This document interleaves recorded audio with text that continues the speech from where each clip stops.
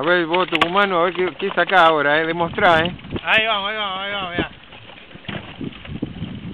Un día de pesca acá en Valeria, pesca deportiva, pesca y devolución, no Sí. se nota, ¿no? Sí. Evolución al taco.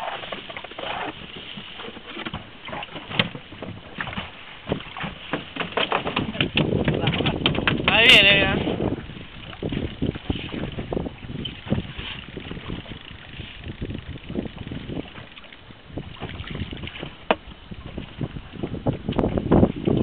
Ahí viene, pescadilla, muchas pescadillas hay.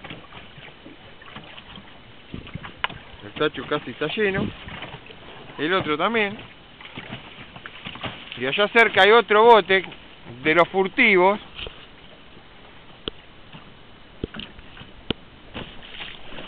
Que pescan con línea de mano.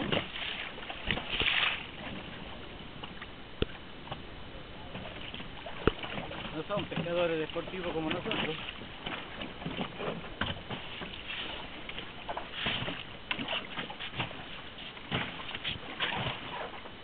Allá en el otro bote está Juancito y el cervecero.